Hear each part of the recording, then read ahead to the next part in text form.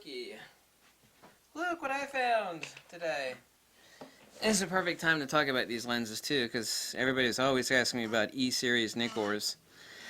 This one might need to be a little bit re-greased, but it's actually smooth as silk, even though it makes a little grunting sound like a moose when you're focusing it. Right now I have this on a Metabones adapter for use on a Fuji. These, by the way, are the perfect lenses for use as adapted on Fujifilm. By the way, this is the best of them. Well, it depends on what focal length you want. It's a 150mm field of view equivalent. It's a perfect headshot lens. This is a 4-element. This is a E-series Nikkor 100mm f2.8. There is nothing cheap or wrong about the E-series.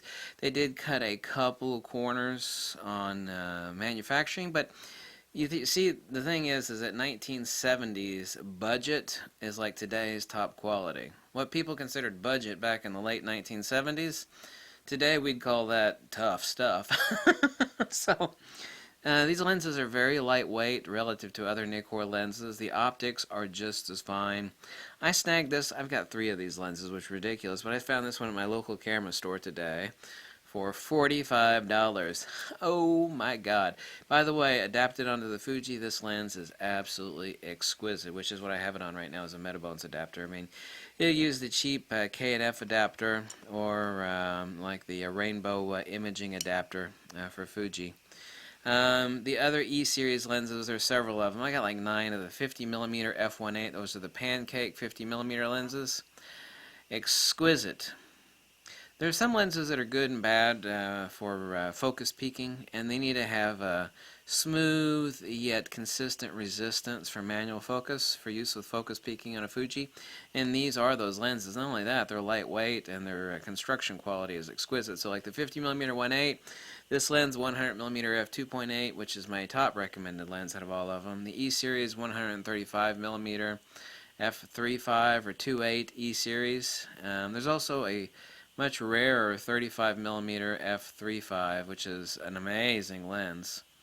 I wished it were not as rare, but anytime you see like an E-series Nikkor come up for sale, most people don't buy it. I'm like, it's a cheap budget. And, yeah, but it's 1970s budget. The optics are just as good. They're very lightweight. They're exquisite quality. They're better quality than the stuff that's made today.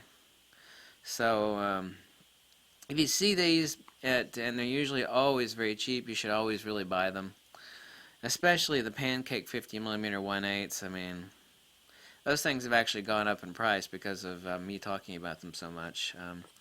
But if you're a Nikon user, by the way, if you're using a D3000 or D5000 series Nikon, you don't have the ability for non-CPU metering. These are AIS lenses, and you know, you need to set the aperture on them yourself, obviously. Same on the Fuji. Focus peaking, using these on a Fuji is absolutely excellent. Along with screw mount lenses, really cheap, awesome. Screw mount lenses like the Mamiya Seikors, Lord Takumars, of course those are radioactive.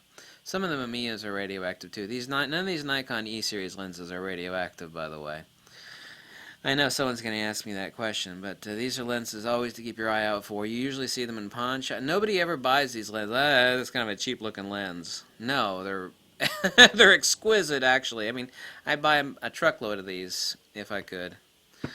Why do I need a truckload of them? I definitely don't. It's just like when I see these lenses, so if they're so cheap, I just go, wow, you know, I got to buy that. I mean, that's a bit of an issue.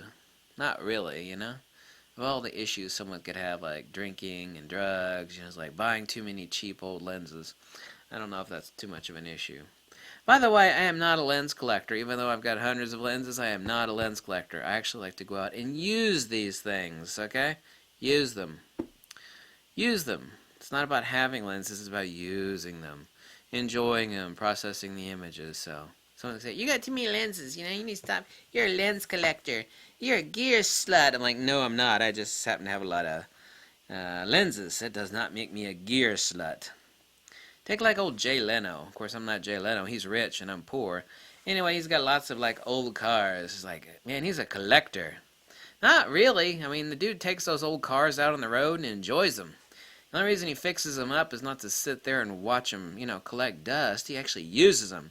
There's not this either-or dichotomy, you know.